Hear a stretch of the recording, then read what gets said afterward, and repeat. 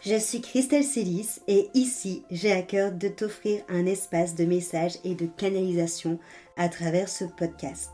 Pas de développement personnel pour se donner bonne conscience, pas de dogme ou de cadre rigide, pas de spiritualité à la mode.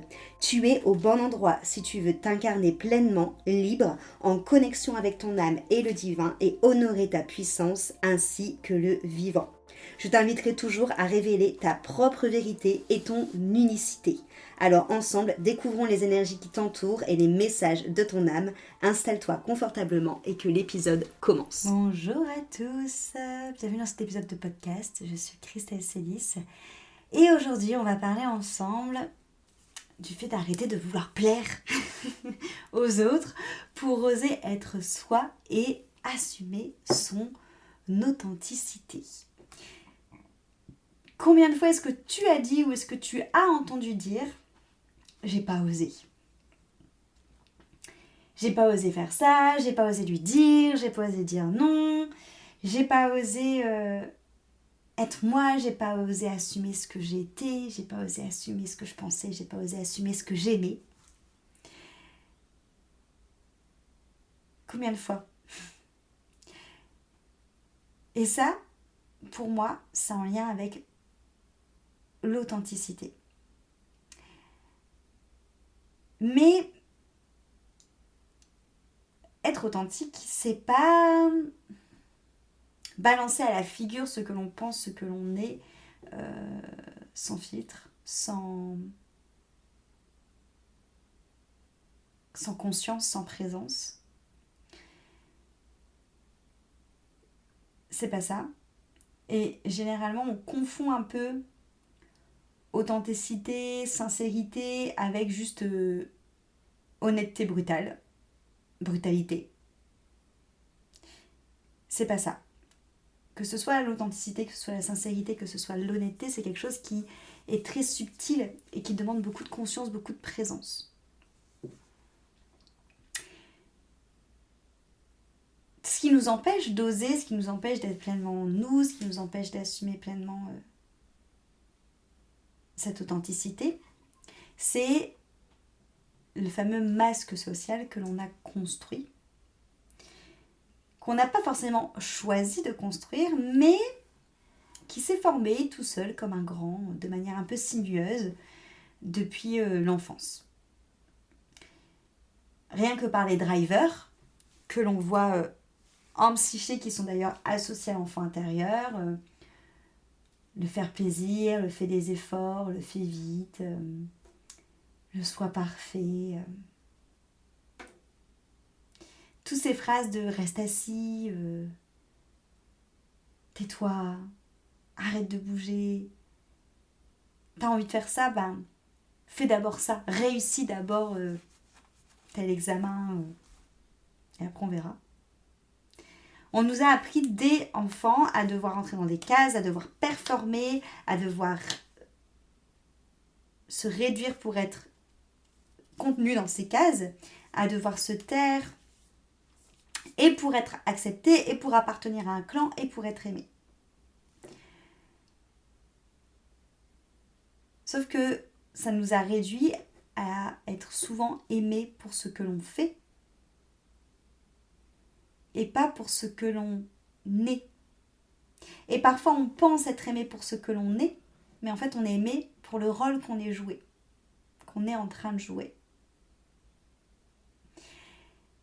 Et c'est clairement un schéma qu'on retrouve et dans l'éducation, mais aussi dans la société dans laquelle on vit, qui est une société où on base notre rôle dedans, où on base notre degré de valeur, notre degré d'importance, notre degré de personne intéressante par rapport à notre performance. On existe si on fait des choses, si on produit des choses, si on est remarqué, si on impressionne, si on prend de la place. Mais si on prend de la place de la manière où on attend qu'on prenne de la place, sinon ça ne plaît pas.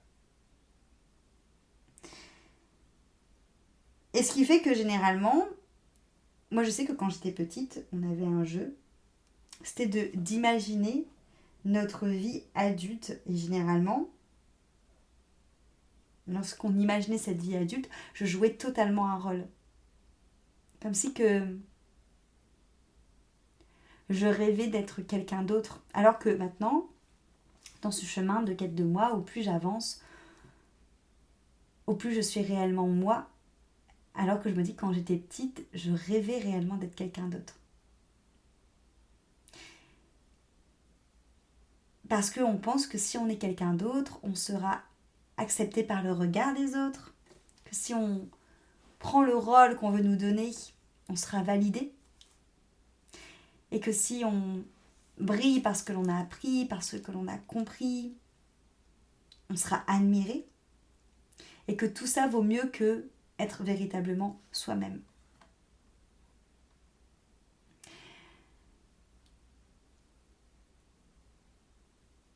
Et du coup, on continue à avancer dans la performance,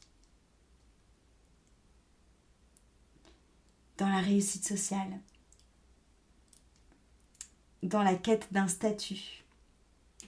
Et je parle de ça dans le côté, on va dire, développement de l'identité en tant qu'enfant, mais c'est quelque chose aussi qu'on va retrouver.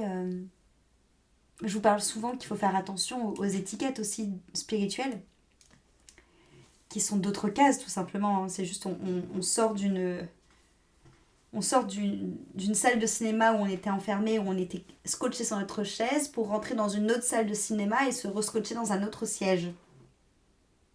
Parce que ce masque, on le trouve aussi dans le développement spirituel. C'est juste que plutôt que d'aller performer dans une réussite sociale, on va chercher à performer dans un éveil, dans un alignement, dans un niveau de conscience. Et ça va même être encore plus fourbe parce que autant on va jouer un rôle lorsqu'on est coincé dans cet ego, on va dire, de matière, autant on va faire semblant de jouer le rôle d'une personne authentique, humble, consciente, présente lorsqu'on est enfermé dans le jeu de l'ego spirituel. Donc, c'est pas parce que on se tourne vers tout ce qui est spirituel qu'on lâche ce masque. Attention de ne pas juste le changer.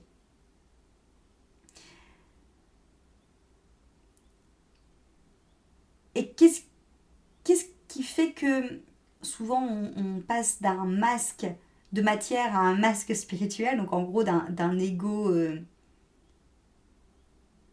qui joue au jeu de théâtre de la matière à un ego qui joue au théâtre sur la scène de la spiritualité, c'est que souvent on va s'arrêter aux prises de conscience. On va travailler de manière très superficielle sur soi. On ne va pas chercher à se transformer dans le fond. Mais on va utiliser ce qu'on nous dit pour construire les nouvelles identités, pour construire quelque chose de surface. Ça fait écho au podcast que je vous ai fait la semaine dernière, que je vous invite à écouter, les deux, celui du mardi et celui du jeudi. Parce que ce qui est important, c'est de revenir à la simplicité, de revenir à son corps, de revenir à sa boussole et de ne pas juste rester en surface, ça sert à rien. De juste s'arrêter à la prise de conscience, non. Il faut mettre des actions en place dans la matière. Il faut descendre dans son corps, ressentir, il faut travailler sur la cause de trauma, de blessures, énergétiquement, psychiquement, vibratoirement. Il faut se laisser traverser, se laisser transformer. Ça amène aussi l'abandon à soi, à la transformation, à Dieu. Et lorsqu'on utilise l'ego spirituel, on va plus s'en servir pour s'identifier de nouveau, pour briller dans une nouvelle identité, sans vraiment finalement chercher à se guérir réellement. Et il y a beaucoup, et j'en vois pas mal, de personnes qui tombent là-dedans. Donc pour revenir à cette authenticité d'oser être soi, ça demande comme toujours de revenir à des choses simples et de revenir à quelque chose qu'on a tous, qui est facile à décrypter notre corps. Encore une fois, je l'ai déjà dit plein de fois, mais il y a plein de personnes qui cherchent à tout prix à avoir clairvoyance, clairaudience, clair savoir, clair je ne sais quoi, et qui pour autant sont totalement déconnectés du corps, alors que notre premier ressenti, notre première boussole, notre première intuition, c'est le corps. Juste le fait de se prendre en charge soi-même, à juste se demander, dans mon corps, quand est-ce que je ressens de la joie ? Dans mon corps, quand est-ce que je ressens que je me sens lourde, que je me sens pesée ?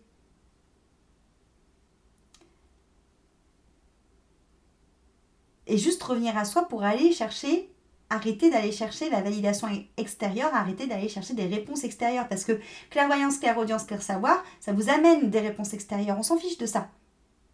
L'authenticité, c'est d'abord revenir aux réponses à l'intérieur de nous. Pour savoir ensuite formuler. Pour savoir ensuite formuler un désaccord sans être agressif. Formuler une limite sans attaquer, sans manquer de respect, sans avoir à se justifier sans cesse, mais juste formuler dans la justesse pour soi et dans la justesse aussi de l'autre. Et accepter que même si on est dans une formulation qui est juste, ça ne va pas forcément plaire. Et c'est ok, parce que l'authenticité, c'est de ne pas plaire à tout le monde. Et souvent, c'est ce qui est le plus compliqué à... Je le vois même avec des personnes avec qui je travaille qui sont encore très focus sur ce qu'on va penser d'eux, sur la manière où les autres vont poser leur regard sur eux, sur la manière où les autres vont les voir. Sauf que si on veut vraiment accepter qui on est, il faut accepter le fait qu'on ne va pas plaire à tout le monde. Et c'est, j'ai envie de dire, quelque chose de naturel.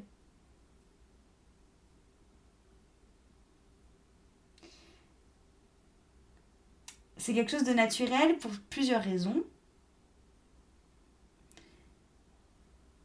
Soit tout simplement parce que vous n'avez pas forcément les mêmes valeurs ou la même fréquence et c'est ok. Ça, je dirais que c'est, on va dire, la réponse un peu facile, bateau. Mais des fois aussi, tout simplement, si on revient à la simplicité, des fois, tout simplement, le fait d'être soi, ça déplaît parce que vous renvoyez à l'autre le fait que lui joue un rôle, le fait que lui n'est pas forcément vrai, le fait que lui n'est pas forcément authentique, le fait que lui vit sa vie depuis un espace de conditionnement, depuis un espace de blessure.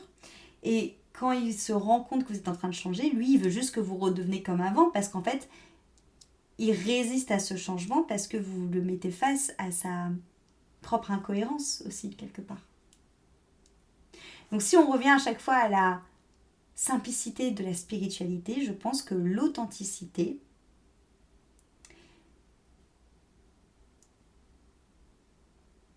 le fait de s'accueillir tel qu'on est et d'oser être tel qu'on est, c'est un acte spirituel.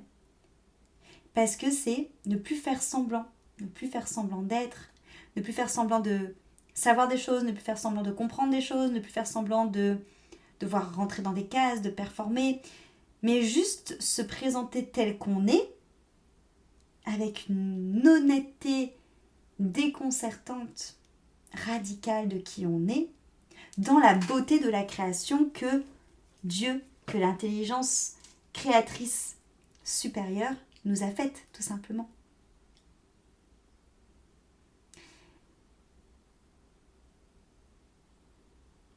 J'ai beaucoup été entourée d'enfants ces derniers temps, pour différentes raisons. Et les enfants, avant l'âge de raison, avant que l'ego, que le mental se rend compte qu'il doit jouer un rôle pour être accepté, ce sont justement des miroirs qui nous montrent que eux, ils sont authentiques parce qu'ils ne cherchent pas à être acceptés. Ils disent naturellement ce qui leur passe par la tête, les questions qui leur passent par la tête, ce qu'ils voient. Ils n'ont pas peur de demander, ils n'ont pas peur d'exploser au niveau de leurs émotions. jusqu'à ce qu'on leur transmette un héritage ou lorsqu'on leur dise de ne plus être comme ça pour différentes raisons ou qui ressentent que ça dérange d'être comme ça et qui par eux-mêmes se font la déduction que quand ils sont dans cette honnêteté radicale, dans cette authenticité, ça les empêche d'être aimés. Sauf que cette authenticité originelle, c'est juste vous reconnecter à la simplicité de qui vous êtes et honorer pleinement qui vous êtes dans votre vibration, dans votre mélodie et honorer encore une fois la création que vous êtes telle que Dieu vous a fait. Merci de m'avoir écouté pour ce podcast et on se retrouve très bientôt pour un nouvel épisode. Cet épisode t'a plu, pense à lui laisser une jolie note sur ta plateforme d'écoute de ton choix et aussi de le partager aux personnes à qui il pourrait être utile.